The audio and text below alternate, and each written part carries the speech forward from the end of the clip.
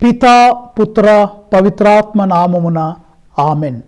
ప్రభునందు ప్రియ సహోదరి సహోదరులారా, ఈనాటి వాక్య పఠనాలన్నీ మనందరినీ భక్తితో కూడిన ప్రార్థన, పట్టుదలతో కూడిన ప్రార్థన, నిరుత్సాహపడని ప్రార్థనా జీవితం కలిగి ఉండమని కోరుతూ ఉన్నాయి. ఈనాటి సువిశేషంలో ప్రియులారా, ఒక విధవరాలు ఒక న్యాయాధిపతి వద్దకు వెళుతుంది. ఆ న్యాయాధిపతికి దైవ భక్తి లేదు. ప్రజలంటే లక్ష్య పెట్టని వ్యక్తి, కేర్లెస్ ఫెలో. కానీ పదే పదే ఈ విధవరాలు ప్రార్థించడం వల్ల ఆయన తన మనసు మార్చుకొని ఈ విధవరాలికి సహాయం చేస్తున్నట్లుగా సువిశేషంలో మనం చూడగలుగుదాం. ఈనాటి మొదటి పట్టణంలో మోషే చేతులు ఎత్తినంత వరకు కూడా అమాలేకులతో జరిగిన యుద్ధములో ఇశ్రాయేలు ప్రజలదే పై చేయిగా ఉంది. ఎప్పుడైతే మోషే తన చేతులు క్రిందకు దించాడో ఆ మరుక్షణమే యుద్ధములో అమాలేకులు, శత్రువులు గెలవటం మొదలుపెట్టారు. ఇక్కడ కూడా ప్రార్థన యొక్క గొప్పతనం మనకు అర్థమవుతుంది ప్రియులారా. మరి ఈనాటి రెండో పట్టణంలో పౌలు తిమోతికి చెప్తూ ఉన్నాడు, కుమారా తిమోతి, మనకి జ్ఞానము అనేది వాక్యము నుండి వస్తుంది. కాబట్టి నువ్వు నేర్చుకున్న దైవ వాక్యాన్ని దానికి అనుగుణంగా జీవించు, అన్ని వేళలా ఆ వాక్యమును బోధించు అన్న విషయాల్ని పౌలు గారు చెబుతూ ఉన్నారు. ఇప్పుడు ప్రియులారా, ఒక్కొక్క పట్టణాన్ని ధ్యానించడం కొరకు ప్రయత్నం చేద్దాం. ముందుగా నిర్గమాకాండము 17వ అధ్యాయము 8వ వచనము నుండి 13వ వచనం వరకు వాక్యములో మనం చూసినట్లయితే మోషే యొక్క ప్రార్థన.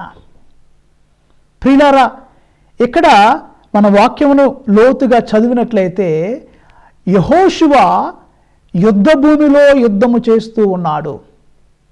మోషే ప్రవక్త కొండ మీదకెక్కి అక్కడ ప్రార్థన అన్న ఆయుధమును చేపట్టి యుద్ధము చేస్తున్నాడు. చూడడానికి మనం ఏమనుకుంటాం, యెహోషువ ఒక్కడే యుద్ధం చేస్తున్నాడని అనుకుంటాం. అది పొరపాటు. మరో రెండో వ్యక్తి కూడా యుద్ధం చేస్తూ ఉన్నాడు. ఎవరు ఆ రెండో వ్యక్తి అంటే మోషే. మోషే ఏ విధంగా యుద్ధం చేస్తున్నాడంటే ప్రార్థన ద్వారా, రెండు చేతులు పైకెత్తి ప్రార్థించడం ద్వారా మోషే యుద్ధములో పాల్గొంటూ ఉన్నాడు ప్రియులారా. అంటే నాకు చెప్పాను ఉపోద్ఘాతంలో, చేతులు ఎత్తినంత వరకు ఇశ్రాయేలు ప్రజలే యుద్ధంలో పై చేయిగా ఉన్నారు. చేతులు దించితే యుద్ధంలో ఓడిపోతూ ఉన్నారు. అంటే ప్రియులారా, చూడండి ప్రార్థనకి ఎంత విలువ ఉందో చూడండి. కొన్నిసార్లు మనం అనుకుంటాం ప్రార్థన అంటే టైం వేస్ట్ అనుకుంటాం. ప్రార్థన అనుకుంటే ప్రార్థన చేయడం అంటే ఏది వేరే పని పాట ఏం లేదు, అందుకే ప్రార్థన చేస్తున్నారని ప్రార్థన చేసేవారిని మనం వేళాకోళం చేస్తూ ఉంటాం. కానీ ప్రార్థనకు గొప్ప ప్రాముఖ్యత ఉంది, ప్రార్థనకి పెద్ద విలువ ఉంది. మన ఇంట్లో కొన్నిసార్లు మన పెద్దవాళ్ళు, అమ్మమ్మ, తాతయ్య, అమ్మ, నాన్న మన కొరకు ప్రార్థన చేస్తూ ఉంటారు. కొన్నిసార్లు మనకి దాని విలువ తెలియదు. మనం ఏమనుకుంటాం, వీళ్ళకి పని పాట ఏం లేదులే అందుకే ప్రార్థన చేస్తున్నారు, జపమాలు చెప్తున్నారు అని అనుకుంటాం. లేదు ప్రియులారా, వాళ్ళ ప్రార్థన మనకి రక్షణ. పెద్దవాళ్ళు చేసే ప్రార్థన పిల్లలకి రక్షణ. మోషే చేసిన ప్రార్థన ఇశ్రాయేలు ప్రజలందరికీ రక్షణ కవచంగా ఉంది. కానీ మోషే ఎంతసేపు ప్రార్థించగలడు? చేతులెత్తి ప్రార్థిస్తున్నాడు, ఎంతసేపు ప్రార్థించగలడు? కొన్ని నిమిషాల తర్వాత రెండు చేతులు బరువెక్కినాయి. So Moshe is not able to pray further. His 2 hands have become tiresome. So now he wants to keep down his hands. చేతులు బరువెక్కి, భుజాలు బరువెక్కి మోషే ప్రార్థన చేయలేకపోతుంటే చేతులు కింద పెట్టే సమయంలో 2 వ్యక్తులు మోషేకి సహాయపడుతూ ఉన్నారు. ఎవరు ఆ వ్యక్తులంటే అహరోను, హూరు. మీకు వాక్యంలో నేను చదువుతాను 2-3 లైన్లు. అంతటా మోషే యెహోషువతో, నీవు తగిన వీరులను ఎన్నుకొని రేపు ప్రొద్దుట అమాలేకులతో యుద్ధము చేయబొమ్ము. నేను దైవదండము చేతపట్టి కొండ కొమ్మున నిలిచెదను అని చెప్పాను. యెహోషువ మోషే చెప్పినట్లే చేసి అమాలేకులను ఎదుర్కొనుటకు వెళ్ళాను. సో యెహోషువ యుద్ధభూమికి వెళ్ళాడు. మోషే అహరోను, హూరు, ఈ ముగ్గురు వ్యక్తులు ఎవరెవరు చూడండి. మోషే, అహరోను, హూరు కొండ మీదకు వెళ్ళిరి. వీళ్ళకి యుద్ధ భూమికి కొండ మీదకి వెళ్ళారు. మోషే చేతులు ఎత్తినంతసేపు యుద్ధములో ఇశ్రాయేలుదే పై చేయిగా ఉండెను. Praise the lord. మోషే చేతులు దింపినప్పుడు అమాలేకీయులు గెలిచిరి. మోషే చేతులు బరువెక్కెను. అంతటా అహరోను, హూరు ఒక రాతిని తెచ్చివేసిరి. మోషే దాని మీద కూర్చుండెను. అహరోను, హూరు చెరొక వైపున నిలబడి మోషే చేతులను ఎత్తి పట్టుకొనిరి. ప్రొద్దుగురుకు వరకు అవి అట్లే నిలిచెను. Praise the lord. అంటే కొంత సమయానికి మోషే చేతులు ఎత్తలేకపోయాడు, చేతులు బరువెక్కినాయి. కానీ ఈ సమయంలో కూడా ప్రియులారా, ఇద్దరు వ్యక్తులు మోషేకి సహాయపడుతున్నారు. తద్వారా ఆ రోజు మరి ఇశ్రాయేలు ప్రజలు అమాలేకుల మీద యుద్ధములో గెలిచారు. ఇక్కడ లాస్ట్ వచ్చిన 13వ వచనం చూస్తే, నిర్గమాకాండము 17వ అధ్యాయము 13వ వచనంలో, యెహోషువ అమాలేకు బలగమును తన కత్తి పదునకు బలి చేసెను. సో ఈ విధంగా ప్రార్థన అన్న ఆయుధము ద్వారా అలనాడు ఇశ్రాయేలు ప్రజలకు అమాలేకుల మీద యుద్ధం మరి జయించారు. ఈ యొక్క సన్నివేశం నుంచి మనం ఏమి నేర్చుకోవచ్చు? మొట్టమొదటిది ఏంటంటే ప్రియులారా, ప్రార్థన యొక్క విశిష్టత, the importance of prayer. As long as Moshe lifted up his hands and prayed, Israelites won. They got a victory over the enemies. But the time when he began to put down his hands, they began to lose. అంటే ప్రియమైన బిడ్డలారా, నువ్వు ప్రార్థించినంతసేపు నీ జీవితంలో నువ్వు విజయవంతంగా ఉంటావు. నువ్వు ఎప్పుడైతే ప్రార్థనను నెగ్లెక్ట్ చేస్తావో, ప్రార్థన చేయటం ఆపేస్తావో, ఆ మరుక్షణము నుండి నీ జీవితంలో నీవు విక్టరీని కోల్పోతావు, విజయాన్ని కోల్పోతావు, అపజయానికి పాలవుతావు, నవ్వులు పాలవుతావు జీవితంలో. ఎప్పుడు ప్రార్థనను గనక నిర్లక్ష్యము చేసినట్లయితే. ఇంకో విషయం మనం నేర్చుకోవాల్సింది ఏంటంటే, చేతులు బరువెక్కిని ఇద్దరు వ్యక్తులు మోషేకి సహాయపడుతున్నారు. అంటే ప్రియులారా, మనకు వ్యక్తిగత ప్రార్థన ఒక్కటే సరిపోదు. Personal prayer alone is not sufficient. We need the help of the community. మనకి సంఘం యొక్క సహాయము కావాలి. సంఘ సహాయం లేకుండా, సంఘ ప్రార్థన లేకుండా మన జీవితంలో మనం విజయవంతంగా ఉండలేము. అందుకే మనం కొన్నిసార్లు ప్రేయర్స్ రిక్వెస్ట్ చేస్తాం, ఏమండి మా కొరకు ప్రార్థన చేయండి. లేదా కొంతమంది గురువు దగ్గరికి వెళ్ళి పూజ పెట్టించుకుంటారు, కొంతమంది గురువు దగ్గరికి వెళ్ళి ప్రార్థన చేయమంటారు, కొంతమంది ఫ్రెండ్స్కి ఫోన్ చేసి వీళ్ళు మా నాన్నగారికి బాగాలేదు, మా అమ్మగారికి బాగాలేదు, లేకపోతే అనారోగ్యంగా ఉంది, లేదా ఒక ఆపరేషన్ ఉంది, లేకపోతే కుటుంబంలో ఒక సమస్య ఉంది, లేదా కొన్ని ఆర్థిక ఇబ్బందులు ఉన్నాయి, లేకపోతే కుటుంబంలో చిన్న చిన్న తగువులు ఉన్నాయి, పోట్లాట్లు ఉన్నాయి, మా కొరకు ప్రార్థించండి అని మనం ఇరుగు పొరుగు వారిని అడుగుతూ ఉంటాం. అది ఎక్కడి నుండి నేర్చుకున్నామంటే, ఇదిగో మోషే దగ్గర నుంచి మనం నేర్చుకుంటున్నాం ప్రియులారా. మోషే ఒక్కడే ప్రార్థించలేకపోతున్నాడు. మోషే ఒక్కడే అదిగో మరి ఆ ప్రార్థనలో బలంగా స్థిరంగా ఉండలేకపోతున్నాడు. శరీరం బలహీనపడుతుంది. మన శరీరం కూడా కొన్నిసార్లు బలహీనపడుద్ది, మన చేతులు కూడా బరువెక్కుతాయి. ఆ సమయంలో మనం ప్రార్థించలేము ప్రియులారా. మనము నిస్సహాయ స్థితిలో ఉన్నప్పుడు, మనం బలహీనపడినప్పుడు మన సహోదరులు, మన మిత్రులు, మన ఫ్రెండ్స్ మన కొరకు ప్రార్థన చేయాలి. మోషే చేతులు ఎత్తి పట్టుకుంటున్నారు అహరోను, హూరు. నీ జీవితంలో, నా జీవితంలో మన చేతులు బరువెక్కినప్పుడు కూడా మన యొక్క చేతులు లేపడానికి మనకు మంచి మిత్రులు ఉండాలి, మంచి స్నేహితులు ఉండాలి, సంఘ ప్రార్థన మనకు కావాలి. అందుకే గుడికి వెళ్ళాలి ప్రియులారా. కొంతమంది అనుకుంటారు, నాకు గుడి అవసరం లేదు, నాకు గురువు అవసరం లేదు, బోధకుడు అవసరం లేదు, లేకపోతే ఉపదేశ అవసరం లేదు.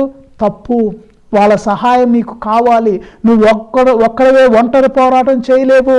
నీ చేతులు బరువెక్కుతాయి కాబట్టి వాళ్ళు నీకు కావాలి అన్న విషయాన్ని ఈరోజు మనం ఈ యొక్క పఠనం ద్వారా నేర్చుకోవచ్చు ప్రియులారా.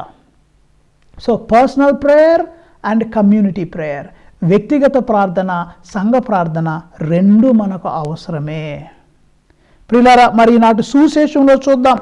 సుశేషుని ఏం చూస్తున్నాం? ఒక వితంతువు, ఒక విధవరాలు. అసలు విధవరాలంటేనే నిస్సహాయ స్థితిలో దిక్కుమొక్కు లేని వ్యక్తి ఆనాటి సంఘంలో. ఇప్పుడు కూడా విధవరాలంటే చాలామందికి చులకన ఉంటుంది, విధవరాలంటే చాలామందికి గౌరవం ఉండదు.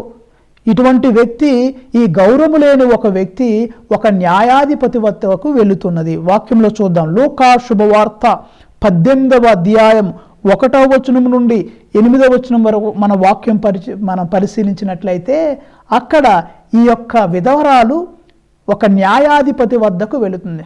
అక్కడ ఏముంది? న్యాయాధిపతి అని ఉంది, కానీ నిజంగా చూస్తే న్యాయాధిపతి కాదు. ఎందుకు న్యాయాధిపతి కాదంటే అతనికి దైవ భయం లేదు, మరియు అతడు మానవులను కూడా లక్ష్య పెట్టని వ్యక్తి, ఒక కేర్లెస్ ఫెలో, నిర్లక్ష్యంగా ఉండే ఒక వ్యక్తి. ఆయన వృత్తి మాత్రం న్యాయాధిపతి, కానీ నిజ జీవితంలో మాత్రం ఆయనకి దేవుడంటే భయం లేదు, ఇదిగో మనుషులంటే ఆయన లక్ష్య పెట్టే వ్యక్తి కాదు. మరి అటువంటి వ్యక్తి దగ్గరికి ఈ విధవరాలు వెళ్తుంది. ఒక నమ్మకంతో, ఒక హోపుతో ఆమె వెళుతుంది. వెళ్ళి ప్రార్థిస్తుంది, అయ్యా నాకు న్యాయం చేయి, నన్ను రక్షించు, నా శత్రువులు, నాకు ప్రాణ నష్టం ఉంది, లేకపోతే నన్ను కాపాడు, నన్ను రక్షించు అని ఈ విధవరాలు ఆ యొక్క దైవ భయము లేనటువంటి వ్యక్తి దగ్గరికి వెళ్ళి ప్రార్థిస్తుంది, అడుగుతుంది. అసలు దేవుడంటే భయపడినోడు, మనుషులంటే లక్ష్య పెట్టినోడు, ఒక ఏ ఆదరవు లేనటువంటి ఒక విధవరాలు వెళ్ళి అడిగితే చేస్తాడా? మామూలుగా అయితే చెయ్యుడు. ఊరినే పోలీస్ స్టేషన్కి ఎవరు పడితే వాళ్ళకి వెళ్తే వెంటనే న్యాయం చేసేస్తారా? కొన్నిసార్లు చేయరు. కొన్నిసార్లు వాళ్ళు ఏమనుకుంటారు, మనకెందుకులే ఈ తలనొప్పి, వాళ్ళే ఆ బాధలు వాళ్ళే పడతారే, వాళ్ళే సెటిల్ అయిపోతారులే, వాళ్ళే ఒకరు కాంప్రమైజ్ అయిపోతారులే అని కొన్నిసార్లు నిర్లక్ష్యం చేస్తారు. కేసు కూడా సరిగ్గా రాయరు కొన్నిసార్లు. కానీ ఇక్కడ ఈ విధవరాలు ఏం చేసిందంటే పదే పదే పదే again and again she kept on going asking requesting నిరుత్సాహపడకుండా పట్టుదల కలిగి పదే పదే పదిగా బాగా ఆ జడ్జిని విసిగించేసింది. ఈ జడ్జి అనుకుంటున్న, ఓరు నాయన, ఓ బాబోయ్, నాకు దేవుడన్నా భయం లేదు, మనుషులన్నా అసలు నిర్లక్ష్యం చేయను. కానీ చూడండి, కానీ ఈ విధవరాలు పదే పదే వచ్చి నన్ను ఇసిగిస్తుంది. నన్ను విసిగించకుండా నేను కొద్దిగా రిలీఫ్ అవటానికి ఏం అడిగింది ఇచ్చేస్తాను అనుకుంటున్నాడు, ఏం న్యాయం చేస్తాను. చూడండి, వాక్యంలో చూసుకున్నట్లయితే లూకా శుభవార్త 18వ అధ్యాయము 4వ వచనంలో మనం చూడగలం. అతడు కొన్నాళ్ళు ఆమె మొరను పెడచెవిని పెట్టెను. కొన్నాళ్ళు అసలు ఆయన పట్టించుకోలేదు ఆ విధవరాల్ని. కొన్నాళ్ళు ఆయన నిర్లక్ష్యం చేసేసాడు. అవును, అసలు ఎన్నలు కూడా వినల ఆ మాటలు. కానీ ఇక్కడ చూడండి మాట, కానీ అతను ఏమనుకున్నాడు చూడండి, నేను దేవునికి భయపడను, మానవులను గౌరవింపను, అయినను ఈ విధవరాలు నన్ను విసిగించుచున్నందున ఈమె పదే పదే వచ్చి నన్ను బాధ పెట్టుకుండుటకై ఈమెకు న్యాయము చేకూర్చెదను. Praise the lord. నేనైతే నా బైబిల్ ఈ మాట అండర్లైన్ చేసుకున్నా. పదే పదే ఆమె పదే పదే వచ్చి నన్ను బాధ పెట్టకుండుటకే వచ్చి ఎప్పుడైతే ఈ విధవరాలు అయ్యా సహాయం చేయి పదే పదే పదే విసిగిచ్చేయటం వల్ల ఈ న్యాయాధిపతికి తలపోటు వచ్చేసి, అమ్మో ఈ విధవరాలు వెళ్ళేటట్టు లేదురా బాబు, ఈమెకి ఏదో ఒకటి సహాయం చేయాలి, ఏమైనా వదిలించుకోవాలి. సరే, ఆయన వదిలించుకోవాలనుకుంటున్నాడు. మనం చూడాల్సింది ఆ వదిలించుకోవటం అన్నది కాదు, మనం నేర్చుకోవాల్సింది ఏంటంటే ఆ విధవరాలు యొక్క ప్రార్థన, ఆ విధవరాల్లో ఉన్న పట్టుదల. నిరుత్సాహపడలేదండి, వెంటనే జరగట్లేదని అడగటం మానేలా. ఎందుకు చెప్తున్నాం అంటే కొంతమంది 1-2 సార్లు ప్రార్థన చేస్తారు, ఆపేస్తారు. ఇది జరగదులే, దేవుడైనా మంత్రాలకి చింతకాయలు రాలుతాయా ఏంటి, సరే అది వేరే కాంటెక్స్ట్లో అన్నా ఏం ప్రార్థన ఏముందిలే, అవసరం లేదులే అనుకుంటారు. కానీ ఈ సువిశేషం మనకు బోధించేది ఏంటంటే what we should learn here. She kept on asking, she prayed again and again, tirelessly, unceasingly, with perseverance she has prayed. ప్రియమైన దేవుని బిడ్డ, నువ్వు నేను కూడా మన జీవితంలో ఈ విధవరాల నుంచి నేర్చుకోవాలి. ఇది దేవుడి దగ్గర మొరపెట్టాలి, పదే పదే మొరపెట్టాలి. ఇదిగో నిరుత్సాహపడకుండా మొరపెట్టాలి. కొన్నిసార్లు మనం చూసినప్పుడు దేవుడు మన ప్రార్థన వినటం లేదేమో అనే భావన మనకు కలిగినప్పటికీ నిరుత్సాహపడకుండా పదే పదే ఈ విధవరాలు దేవునికి మొరపెట్టినట్లు నువ్వు నేను మనం దేవునికి మొరపెట్టాలి. చూసారా, ఆఫ్టర్ ఆల్ దైవ భయం లేని వ్యక్తే, మనుషులను గౌరవించలేని వ్యక్తే మనసు మార్చుకొని మంచి పని చేశాడు. మన దేవుడు అటువంటి వాడు కాదు కదా. దేవుడు గొప్పవాడు, దయామయుడు, కరుణామయుడు, జాలి కలిగిన దేవుడు, సర్వశక్తివంతుడు. మరి ఆయనకు నువ్వు మొరపెట్టుకుంటే ఆయన ఇంకెంతగా నిన్ను ఆశీర్వదిస్తాడో ఆలోచన చేసుకో ప్రియమైన దేవుని బిడ్డ. ఒక దైవ భయం ఒక చెడ్డవాడే పదే పదే పదే అడగటం వల్ల మనసు మార్చుకొని మంచి పని చేశాడే, మరి అంత గొప్పవాడు యేసయ్య లేకపోతే దేవాతి దేవుడు. ఆయనకు గనక నువ్వు మొరపెట్టుకుంటే, నిరుత్సాహపడకుండా చింతపడకుండా నువ్వు దేవునికి మొరపెట్టుకుంటే దేవుడు తప్పకుండా నిన్ను ఆశీర్వదిస్తాడు. చూడండి, అక్కడ 6వ వచనంలో యేసు ప్రభువు అంతటా యేసు ఇట్లనెను, అవినీతి పరుడైన ఈ న్యాయాధిపతి ఏమీ పలికినో వింటిరి కదా, అట్లే రేయింబవళ్ళు తనకు మొరపెట్టుకొను తన ప్రజలకు దేవుడు న్యాయము చేర్చక ఉండునా? ప్రశ్నేశారు. రేయింబవళ్ళు తనకు మొరపెట్టుకొను తన ప్రజలకు దేవుడు న్యాయము చేకూర్చకుండా ఉండునా? ఇది కూడా అండర్లైన్ చేసుకునే ప్రియులారా. రేయింబవళ్ళు తనకు మొరపెట్టుకునే వ్యక్తివైతే దేవుని ప్రార్థన ఆలకించకుండా ఉంటాడా? తప్పకుండా దేవుడు న్యాయం చేస్తాడు ప్రియులారా. వారికి న్యాయము చేయుటలో ఆలస్యము చేయునా? దేవుడు త్వరలోనే వారికి న్యాయము చేకూర్చునని మీతో నిశ్చయముగా చెప్పుచున్నాను. Praise the lord. దేవుడు త్వరలోనే వారికి న్యాయం చేస్తాడు అని నేను మీతో నిశ్చయంగా ఈ మాటలు ఎవరు అంటున్నారు? యేసయ్య అంటున్నాడు. యేసయ్య చెప్తున్నాడు దేవుడు న్యాయం చేస్తాడు, ఆయన ఆలస్యం చేయుడు, నీ ప్రార్థన వింటాడు. ప్రియమైన దేవుని బిడ్డ, ఈ సమయంలో నువ్వు వాక్యం వింటున్నా, నువ్వు నీ జీవితంలో ఏ సమస్యతో బాధపడుతున్నావో, ఏ కష్టంతో నువ్వు ఉన్నావో, నీ హృదయంలో ఎటువంటి గాయాలు ఉన్నాయో, ఎటువంటి మానసిక ఒత్తిళ్ళు నీలో ఉన్నాయో అవన్నీ యేసయ్యకు చెప్పుకో. చాలామంది తమలో తామే కుమిలిపోతుంటారు, మానసిక రుగ్మతలకు లోనవుతూ ఉంటారు. కానీ దేవుడు నీకు అవకాశం ఇస్తున్నాడు ప్రియమైన బిడ్డ. ఆయనకు మొరపెట్టు, నీ ప్రార్థన ఆయన ఆలకిస్తాడు. ప్రార్థన వినువాడా, నా కన్నీరు తుడచువాడా, స్వస్థత వసగువాడా, యేసు వందనం. మన ప్రార్థన వినే దేవుడు మనకున్నాడు, ఆయనకు మొరపెట్టండి అని ఈ వాక్యం మనకి చక్కగా చెబుతుంది. మనలో గొప్ప విశ్వాసాన్ని, నమ్మకాన్ని పెంపొందిస్తుంది ప్రియులారా. మరి ఈనాటి 2వ పట్టణంలో పౌలు గారు తిమోతికి రాసిన లేఖలో చాలా మంచి విషయాలు చెబుతున్నాడు.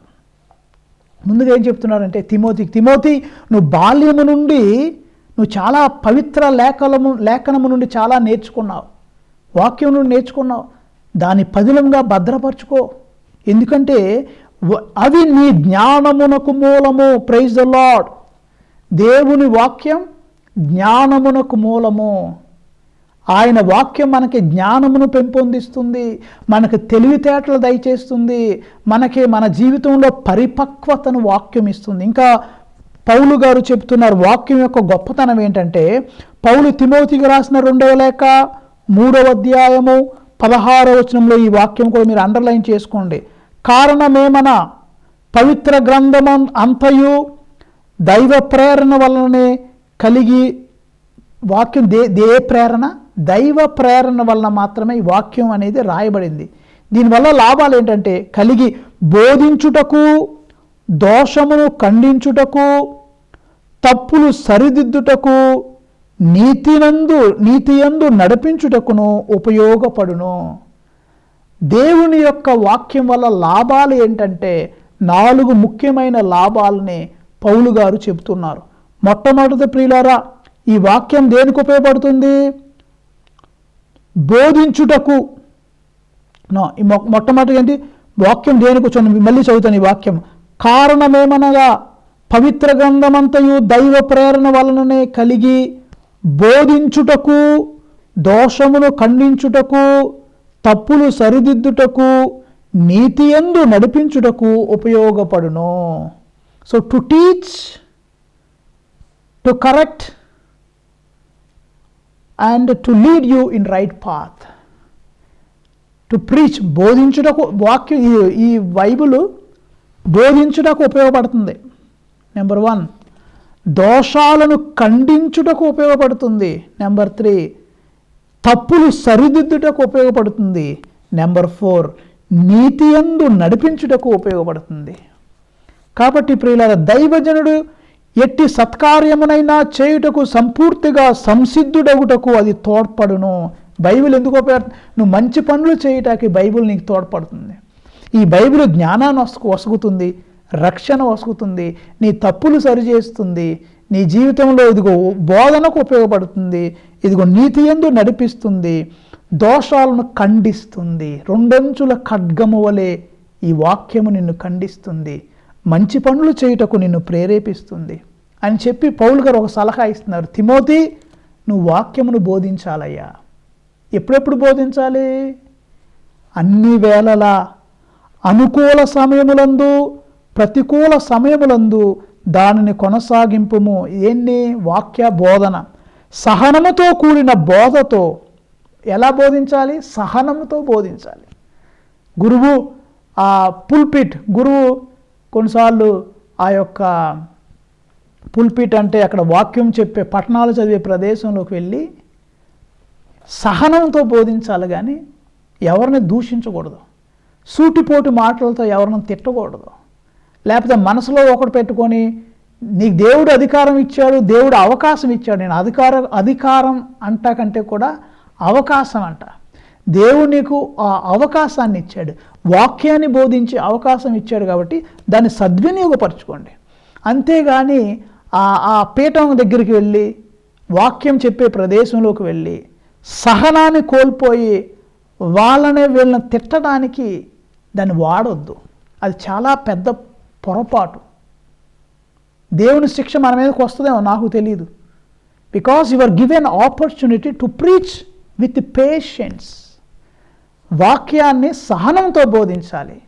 అంతేగాని మైక్ తీసుకొని ఆ పీఠం దగ్గరికి వెళ్ళిపోయి వీళ్ళు ఎటు చేస్తున్నారు, వాళ్ళు అటు చేస్తున్నారు, వాళ్ళు డబ్బులు ఇవ్వలేదు, వీళ్ళు డబ్బు, అనవసరం చెత్త అంతా అక్కడ చెప్పొద్దు. కావాలంటే వేరే మీటింగ్ పెట్టుకోండి, గుడి అయిపోయిన తర్వాత మీటింగ్ పెట్టుకోండి. అనవసరమైన విషయాలు పుల్పీట్ దగ్గర చెప్పొద్దు. ఎక్కడైతే వాక్యం బోధిస్తామో ఆంబో దగ్గర చెప్పొద్దు. సరే, చెప్పాలనుకున్న పద్ధతి ఎలా చెప్తుంది పౌలు గారు అన్న, సహనముతో కూడిన బోధన, ప్రజలను ఒప్పించుచు, ఖండించుచు, ప్రోత్సహించుచుండుము. వాక్యానికి సంబంధించి చెప్పండి. అంతేగాని సొంత ప్రయోజనముల కొరకు మనసులో ఒక మాట పెట్టుకొని ఎవరినో వ్యక్తులను టార్గెట్ చేసి చెప్పటం అనేవి చాలా తప్పు. సో వాక్యాన్ని ఏ విధంగా బోధించాలి అని పౌలు గారు మనకి ఈరోజు వాక్యంలో బోధిస్తున్నారు. కాబట్టి ప్రియులారా, ఈ వాక్యాన్ని వింటున్న మీరందరూ కూడా చూడండి, మనం ప్రాక్టికల్గా ఏం నేర్చుకోవాలంటే, మొదటి పట్టణంలో మోషే చేతులు బరువెక్కినప్పుడు 2 వ్యక్తులు సహాయపడుతున్నారు కదా, అలాగే మన జీవితంలో మన వ్యక్తిగత జీవితంలో నీరసించినప్పుడు, శక్తి కోల్పోయినప్పుడు వేరే వాళ్ళ యొక్క ప్రార్థనా సహాయం అడగటం నేర్చుకోవాలి. మనకు పర్సనల్ ప్రార్థన ఒకటే కాదు, సంఘ ప్రార్థన కూడా కావాలి. We need some people to pray for us. We need community to pray for us. Because we alone cannot make this battle. జీవితం అనేది ఒక యుద్ధం. మనలో మానసికంగా యుద్ధం జరుగుద్ది, శారీరకంగా యుద్ధం జరుగుద్ది, ఇంకా అనేక విధాలుగా మనలో ఎమోషనల్గా కూడా యుద్ధాలు జరుగుతూ ఉంటాయి. ఈ యుద్ధంలో నువ్వు గెలవాలంటే నువ్వు ప్రార్థన చేయాలి. నీ సొంత ప్రార్థనే కాదు, నీ యొక్క ఫ్రెండ్స్ యొక్క ప్రార్థన, సంఘ ప్రార్థన కూడా కావాలి. ఆ విధవరాలు ఏ విధంగా పట్టుదల కలిగి నిరుత్సాహపడకుండా ఉత్సాహంగా ముందుకెళ్ళింది, ఆ యొక్క దైవ భయం లేని వ్యక్తికి కూడా మారు మనసు కలిగింపజేసింది. మన ప్రార్థన కూడా అలా కూడా. పౌలు గారు తిమోతితో చెప్తున్నాడు, తిమోతి, ఇగో ఈ యొక్క వాక్యం వల్ల నీకు జ్ఞానము కలుగుద్ది, తర్వాత రక్షణ కూడా వస్తుంది. ఈ వాక్యం బోధించడానికి ఉపయోగపడుతుంది, దోషాలు ఖండించడానికి ఉపయోగపడుతుంది, తప్పులు సరిదిద్దడానికి ఉపయోగపడుతుంది, నీతి యందు నడిపించడానికి ఉపయోగపడుతుంది, చివరగా మంచి చేయటానికి ఎప్పుడు నీకు ఉపయోగపడుతుంది. కాబట్టి ప్రియులారా, ఈ యొక్క వాక్యాన్ని దేవుని యొక్క సేవ కొరకు వాడుకుందాం, సొంత అవసరాల కొరకు వాడుకోవద్దు. ఈ యొక్క పీఠాన్ని, వాక్యం ఎక్కడైతే బోధిస్తామో ఆ ప్లేస్లో పవిత్రంగా ఉండక ప్రయత్నిద్దాం, సహనంగా ఉండక ప్రయత్నిద్దాం. కానీ మనసులో ఏదో పెట్టుకొని, హృదయంలో ఏదో పెట్టుకొని వాక్యాన్ని చెప్పకుండా వీళ్ళని విమర్శించడానికి దయచేసి దాన్ని వాడొద్దు. ఇది దేవుడిచ్చిన పవిత్ర అవకాశం. కాబట్టి పట్టుదల కలిగి ప్రార్థించండి, విశ్వాసంతో ప్రార్థించండి, ఇదిగో నమ్మకంతో ప్రార్థించండి. చిన్న ప్రార్థన చేద్దాం. కృపగల దేవా, దయగల తండ్రి, ఈ యొక్క వాక్యమును మాకు దయచేసినందుకు మీకు వేలాది వందనాలు, స్తోత్రాలు ప్రభువా. మా అనుదిన జీవితంలో కొన్నిసార్లు మేము ప్రార్థనను నిర్లక్ష్యం చేస్తున్నాం, మమ్మల్ని క్షమించు తండ్రి. కొన్నిసార్లు మేము ప్రతిరోజు కాకుండా ఇంట్రెస్ట్ ఉన్నప్పుడు ప్రార్థన చేస్తున్నాం, లేకపోతే అప్పుడప్పుడు ప్రార్థిస్తూ ఉన్నాం. కానీ ఆ విధవరాలు పట్టుదలతో ప్రార్థించింది, నమ్మకంతో ప్రార్థించింది. మేము కూడా జీవితంలో నిరుత్సాహపడకుండా అడిగిన వెంటనే రావాలి, ప్రార్థించిన వెంటనే మనకు జరగాలి అన్న ఉద్దేశాన్ని తీసేసుకొని, దేవా నీ చిత్తమైతే మాకు దయచేయండి, దేవా నీ అనుగ్రహమైతే మాకు ఇవ్వండి అని అడిగి ప్రార్థించడానికి కావలసిన శక్తిని, బలాన్ని మాకు దయచేయమని, మోషే వలె చేతులెత్తి ప్రార్థించడానికి శక్తిని దయచేయమని, సొంత ప్రార్థనే కాకుండా సంఘ ప్రార్థన కూడా మేము మా జీవితంలో ఆహ్వానించుకోవడానికి, బైబిల్ పఠనం తప్పులు కరెక్షన్ చేస్తుంది కాబట్టి, తప్పులు ఖండిస్తుంది కాబట్టి ఆ వాక్యాన్ని చదువుకొని జ్ఞానాన్ని పొందుకునే భాగ్యం మాకు దయచేయమని మా ప్రభు అయిన క్రీస్తు ద్వారా వేడుకుంటున్నాము తండ్రి. ఆమెన్. పితా, పుత్ర, పవిత్రాత్మ నామమున ఆమెన్. ఈ వాక్యాన్ని వింటున్నందుకు మీకు వందనాలు. మీలో ఎవరైనా మొట్టమొదటిగా నా ఛానల్ చూసినట్లయితే మీకు అవకాశం ఉంటే ఈ ఛానల్ని సబ్స్క్రైబ్ చేసుకోండి, ఇంకా అనేక మందికి షేర్ చేయండి. God bless you all. Amen.